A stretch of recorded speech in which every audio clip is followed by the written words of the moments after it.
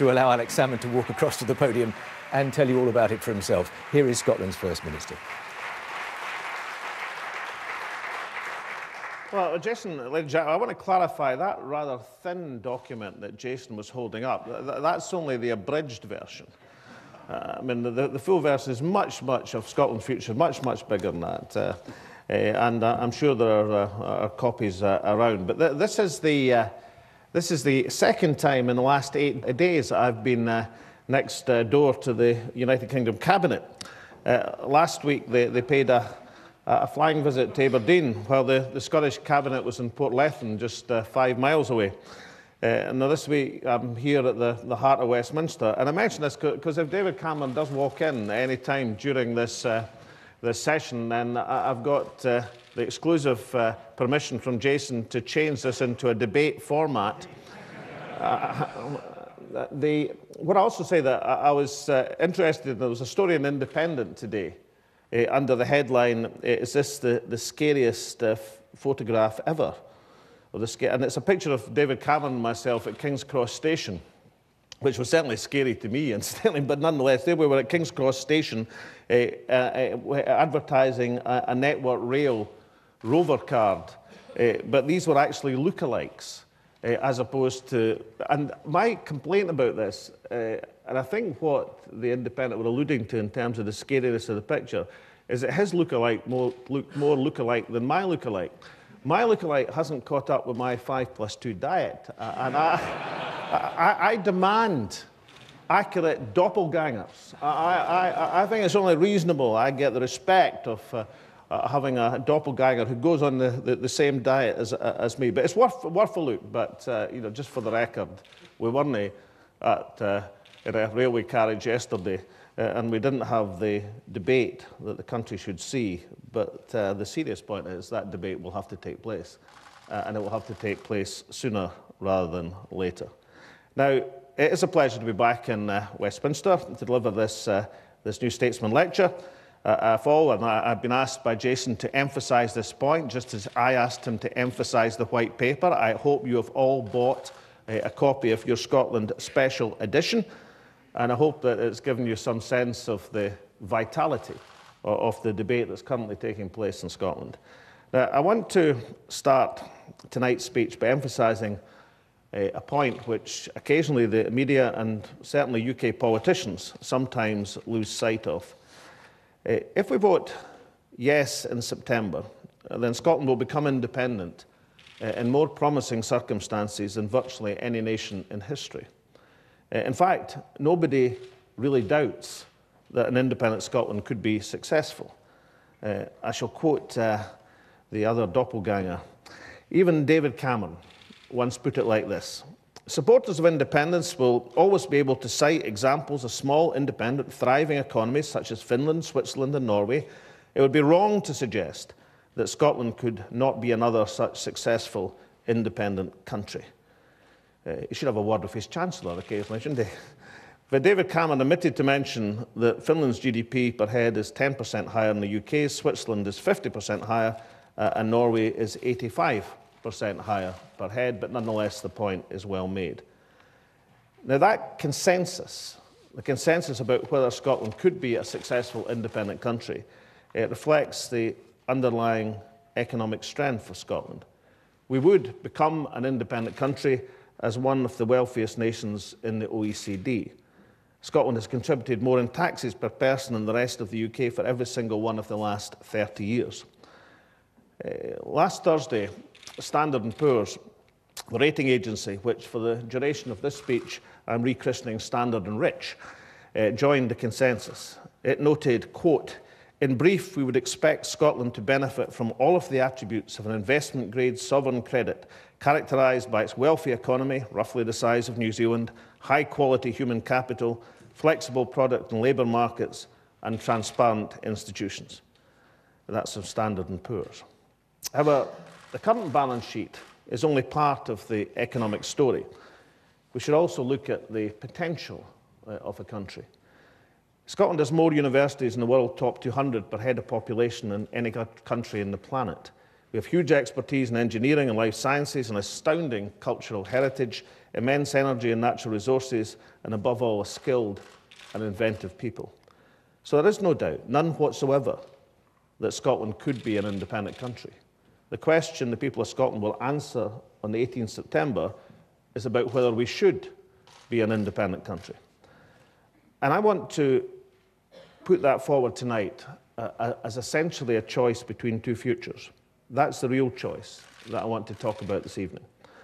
In one way, Scotland, with one choice, will be part of what is an increasingly imbalanced United Kingdom, with high social inequalities, growing regional disparities, and more often than not, governments we didn't vote for.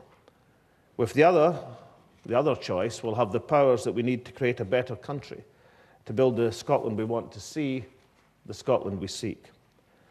Now, I want to start with a letter sent recently by 27 Church of England bishops, blaming the rise in food banks on, quote, cutbacks to and the failures in the benefit system.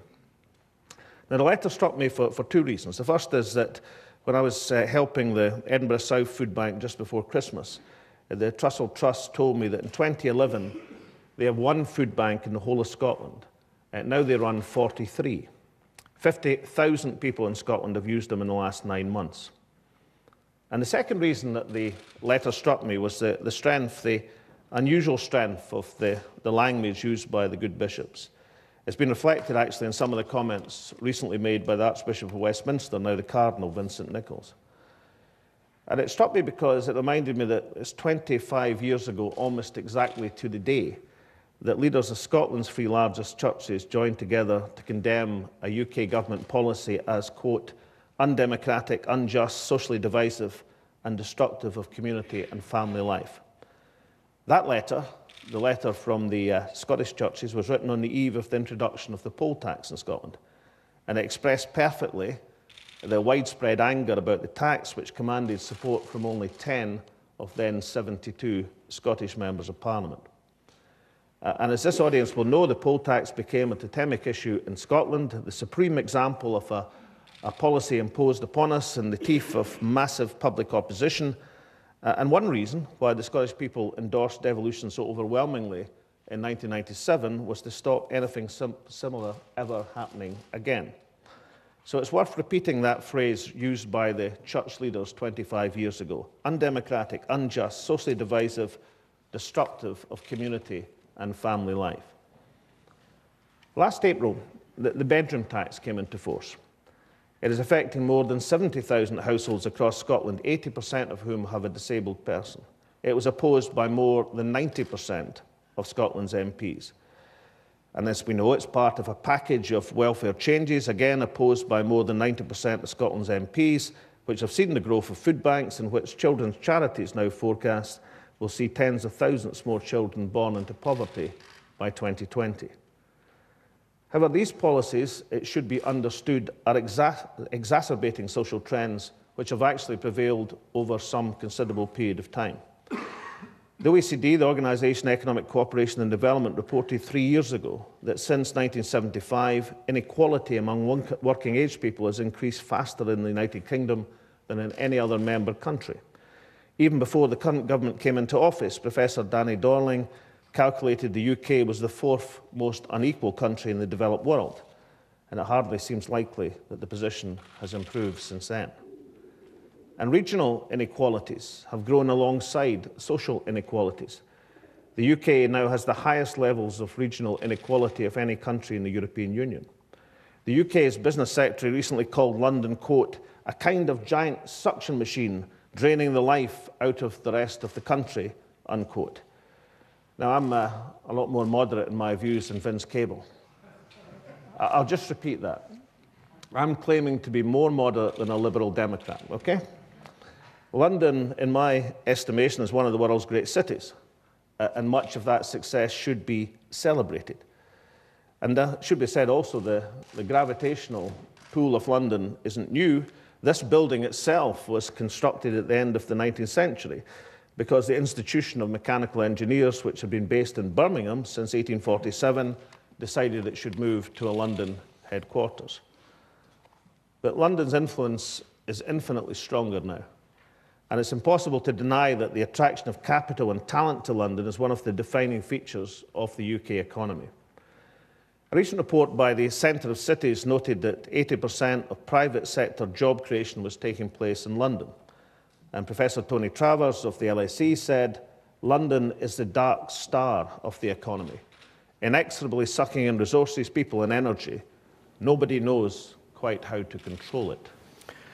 Alex Salmond there, Scotland's First Minister. This is a new Statesman lecture that he is partaking in central London, and you heard the essence of certainly the initial argument that he's making there, that even quoting some of his opponents, he says Scotland as an independent country would succeed, and he made some comparisons there to places like Finland, Switzerland and Norway, as he has done in the past. Certainly more details, I think, to come in this speech, but let's bring in our chief political correspondent, Norman Smith, who's close by. Interesting timing, of course, in the light of what those who don't want Scotland to break away have been saying in recent weeks.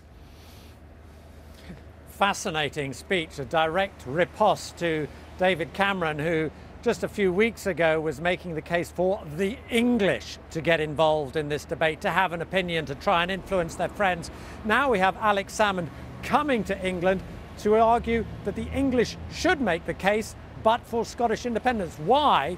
Because he says that an independent Scotland would act as a counterbalance to London, what Vince Cable referred to as the giant suction machine dragging the life out of the rest of the UK. An independent Scotland, he said, would be wealthy enough to act as a counterbalance to the gravitational pull of London. In other words, an independent Scotland would economically benefit the other parts of England, particularly in the north, where they would reap some advantage from having a strong, flourishing, growing Scottish economy. So in a sort of almost counterintuitive way, Alex Salmond has come south of the border to appeal to the English to support Scottish independence. Also, he will go on to argue that if Scots vote for independence, that doesn't mean, he will argue, that somehow Scotland becomes a foreign country, as George Osborne argued in a recent speech. He will argue that there will still remain strong social ties, strong family ties, strong working ties. In other words, there's not going to be some sudden divorce which cleaves us apart. But a fascinating pitch from Alex Salmond, as I say, entirely unexpected in that he's actually making the case for why the English should back Scottish independence. And briefly, Norman, we haven't heard it yet, but we're expecting him to deal with this Sterling question head-on as well, I think, aren't we? Yeah, another fascinating bit of geography. Where I'm standing, Alex Salmond is speaking in there. You can't see it, but just there, 20 yards across the road, is the Treasury where George Osborne is. Part of Alex Salmond's speech is going to be attacking Osborne's warning about there can be no question of an independent Scotland being allowed to keep the pound. Mr. Salmond will dub that the Sermon on the Pound by George Osborne. And he will argue that actually not only is that not true, that it is a bluff, but actually it will backfire, and that many Scots will think, don't you tell us what we cannot have. If we want to keep the pound, we will. In other words, his case is that George Osborne is not only misleading in saying that somehow the Treasury would refuse, but that actually in campaign terms it might backfire against those trying to keep the Union together. Norman, thank you very much indeed for the time being. Norman Smith there in Westminster. More on the subject of Alex Salmond's comments and, of course, reaction to it a little bit later on.